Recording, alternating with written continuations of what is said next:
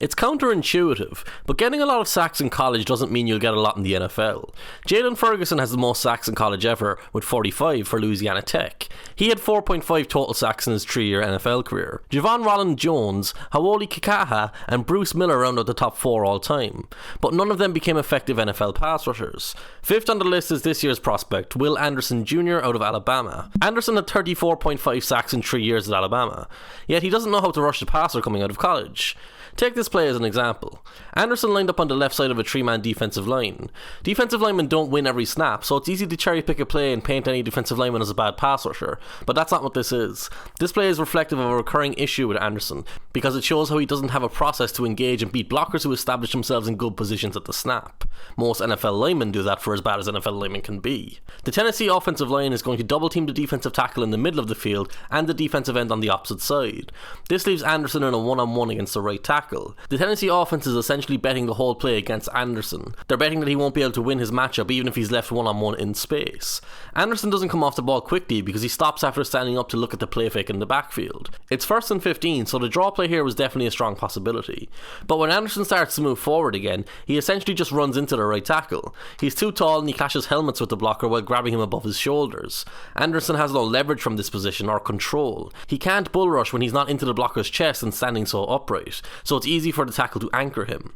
He then simply shifts his weight sideways to stick with Anderson since the defender has no momentum to move quickly past his inside shoulder. And with Anderson getting nowhere against one offensive lineman, the pass rush is dead because the other two have been successfully double teamed. The Tennessee right tackle had minimal issues with Anderson throughout the whole game. We see the duo matchup again on this play. The Tennessee offensive line is again going to take the same approach to their pass protection, double teaming the other two defenders on the defensive line to isolate Anderson in space. This time Anderson doesn't read the backfield. Instead, he focuses on trying to set the right tackle up from the start of the play. He attempts to use a jab step to threaten the blocker's inside shoulder, but as we can see when the play is stopped, it's a half-hearted attempt. His right foot barely extends away from his body and his upper body doesn't sell the fake at all. The tackle just ignores his feet and stays focused on his upper body to tell him where the defender is actually going. The tackle very easily slides his feet and moves with Anderson on his speed rush. At this point of the play, Anderson has lost the first phase of his rush attempt. Now he has to figure out how to disengage the blocker and work his way into the pocket, and what he winds up doing is a sure sign that he doesn't know how to win after the initial phase of the play. Similar to his failed jab step, Anderson makes a half-hearted effort at a spin move where he ultimately winds up just showing the lineman his back and being pushed even further away from the quarterback. Anderson has all the physical tools to be a great pass rusher. When he explodes off the line of scrimmage with confidence, he can win as a speed rusher. But for him to have success in the NFL, he's going to have to be built from the ground up in terms of his technique after he's drafted. That could take years. So how was he so effective in college? It's a culmination of different factors. On this first play, Anderson looks to be lined up as the left side edge rusher on a 4-man front, but he's actually going to function as the left side defensive tackle because the slot cornerback is going to come down and blitz while the linebacker on the opposite side of the field drops into coverage. When the play begins, Anderson has the right guard sliding across to meet him in space. He should be able to use his superior speed and quickness to set the blocker up and go past him quickly, but instead he just runs headfirst into his opponent. He's trying to bull rush him, but he's extremely high, so he just slides over the top of the guard, who crouches into a good stance to maintain control. As it so often does, technique beats athleticism on this play, and Anderson had no clue how to react after that initial failed contact. He still gets the sack here, but he doesn't beat the offensive lineman. Number 50 is the only defender who generates any penetration, and it's his presence that makes the quarterback run straight out of the pocket into the grateful arms of Anderson for the easy sack. This is a low value sack. Anderson wasn't the protagonist and it's not one he created. When it comes to evaluating the player, it's not really meaningful. He did nothing here to warrant getting a sack, except be in the right place at the right time. He was reliant on his teammates to actually generate the pressure for him. It would be a more promising play for his NFL outlook if he beat the blocker with his athleticism or technique to force the quarterback off his spot and someone else got the sack. Against Texas, Anderson stands up on the line of scrimmage across from the left tackle. He has a tight end to his side, but when the ball is snapped, the tight end pulls across the field and the left tackle widens past him so that he has a free run to the backfield. Anderson has nobody to his left and nobody to his right. The running back is coming through a play fake in the backfield, but he falls over before he can even touch Anderson. This allows the defender to sack the quarterback without ever doing anything except running to the ball to snap. You can credit him for being faster than his teammate whom he beat to the ball, but that's about it. Fortunately, Anderson has plenty of positives in his overall skill set that can give confidence that he is capable of developing during the early stages of his career at the next level. His athleticism jumps off the page and it's matched with a strong work rate on the field. Hopefully that means he's a strong work rate off the field as well. For this sack against LSU, Anderson is at the top of the screen and he's going to attempt to beat the left tackle with a speed rush around the corner. The left tackle isn't fazed by his speed. He gets into his stance and meets the defender at the apex of his rush before mirroring his movement to push him past the quarterback. The left tackle has full control throughout Anderson's rush attempt and the quarterback has a clean pocket because of it. Anderson's speed rush turned into him running himself out of the play. He circles all the way around and the quarterback is pushed back into his path by the sliding defensive end from the opposite side who forces his way through the left guard. Once Anderson gets the quarterback in his sight, he does a good job of chasing the sack down, but he was definitely not the protagonist for this sack either. His work rate and effort to not give up on the play was still very impressive. There's no question that Anderson has the physical tools to be a great pass rusher at the next level. We saw plenty of examples of it during his time at Alabama. Although the Tennessee right tackle shut him down, the left tackle wasn't as formidable an opponent. Anderson flips over to the opposite side and gets a one-on-one matchup with him. He comes off the ball and squares his shoulders to the blocker. Anderson doesn't actually threaten anything or work to get to the blocker's chest. Instead, the left tackle just leaves his hands down and shows his chest to the pass rusher. It's easy for Anderson to get his hands to the blocker's body and drive him back rapidly into the quarterback in the pocket. This play highlights his power, but it also highlights the lack of a technique that exists in college offensive linemen. Again, you don't see that in the NFL. At least, you don't see it very often. Against Vanderbilt, Anderson flipped back to the opposite side of the field to face the right tackle. The right tackle has a running back behind him and two receivers tight to his side to act as deterrents off the snap. Anderson can't explode off the snap here because he has to be aware of all the bodies that are around him. He's also a step deep off the line of scrimmage, which hurts his ability to execute a straight speed rush against the right tackle around the outside. In other words, the right tackle shouldn't be beaten off the snap. And he isn't.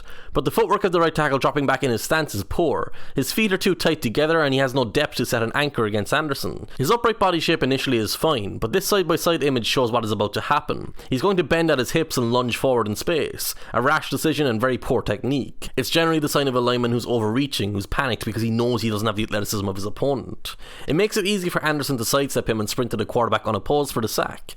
From the end zone angle, we can see how stiff the movement of the right tackle is and how he doesn't really get close to Anderson. This is not an NFL caliber offensive lineman. Anderson will never have this significant athleticism advantage in the NFL, though he will have athleticism advantages.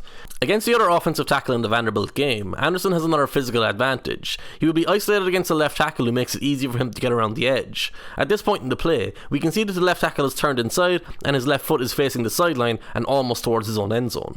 By turning this way and sinking to the inside, the left tackle is taking himself out of the play.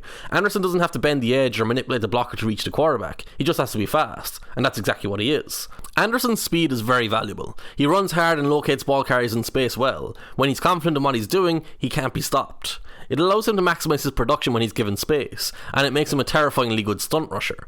This play against Ole Miss results in an unblocked sack for Anderson because of the success of the stunt and because of his speed as a part of it. The defensive tackle inside of him executes perfectly here. He accelerates into the B gap between the left guard and the left tackle, knocking into the left tackle so he's pushed outside as he goes. The left guard follows him, and at the same time, Anderson starts the play by stepping outside before quickly transitioning to run back inside. Since the defensive tackle penetrates upfield instead of being pushed away from the pocket, he also draws the attention of the running back in the backfield. The stunt neutralized 3 blockers for Anderson, giving him a clear runway to the quarterback. Anderson has the speed and finishing ability to hit the quarterback square for the sack. One thing we can note with Anderson is that he plays all over the defensive front. That's a big positive for him, especially when it comes to finding mismatches that he can attack in obvious passing situations. Alabama moved him inside to take advantage of his athleticism against interior offensive linemen with great success. We can see them in a 3-man defensive line with 2 edge rushers standing outside here. Anderson is between the right guard and the right tackle, and his edge rusher is going to come down while the defensive tackle inside of him draws the centre away to the opposite side of the field. This means Anderson will be one-on-one in space against the right guard.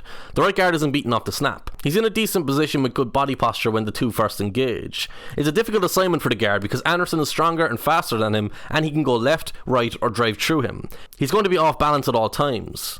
Ultimately, Anderson is able to just slide off the guard's inside shoulder. It's incredibly easy for him because of that athleticism advantage once again. For a guard to handle Anderson, he needs to be able to close the space off or force him towards a second blocker. Nobody was there to help this guard on this occasion. One of the big failings of the Houston Texans when they were developing Jadeveon Clowney is that they treated him like a pure edge rusher. Clowney was never able to develop that pass rushing skill set, so it minimized his athleticism. Anderson isn't as big as Clowney, but he has a lot of similar traits and fits that same mold as someone who needs to play inside and outside to maximize his impact. It's the Michael Bennett role that was so successful during the peak of Pete Carroll's Seattle Seahawks defenses. That means he should play outside on early downs, but then flip to the inside on passing downs. Fortunately, Anderson has shown plenty of proficiency and willingness to play against the run to stay on the field all 3 downs. One thing you do at your own peril, or at least at the peril of your running back, is leave Anderson unblocked by design. Utah State found that out the hard way on this play. Anderson is lined up to the bottom of the screen and the offense is going to attempt to run away from him.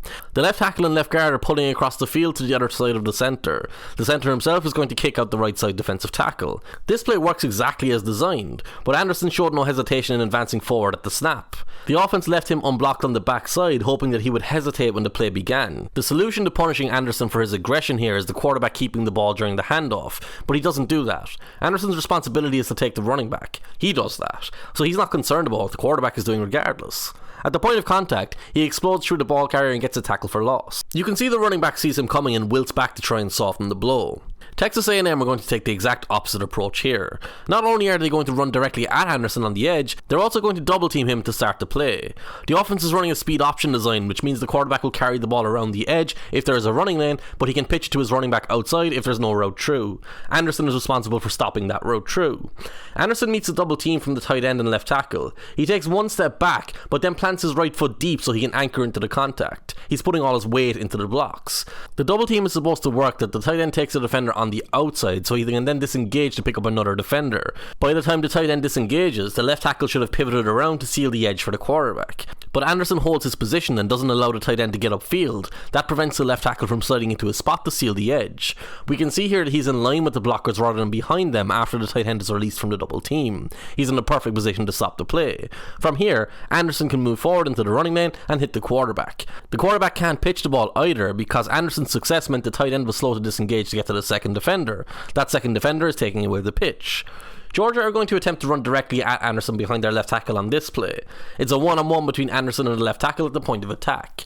Anderson has to hold the edge and his initial movement puts him in the perfect position to take away the outside running lane without overplaying it and giving up the inside too easily. A key detail at this point of the play is Anderson's left hand placement. He has his hand on the inside of the blocker's upfield shoulder. If we watch closely, we can see how he uses that hand to drag the left tackle out of the running lane and close on the running back at the line of scrimmage inside. This is great technique and great strength. Anderson took away the outside to force the running back inside, then put himself in the perfect position to tackle the running back inside at the line of scrimmage. You can't do it better than this.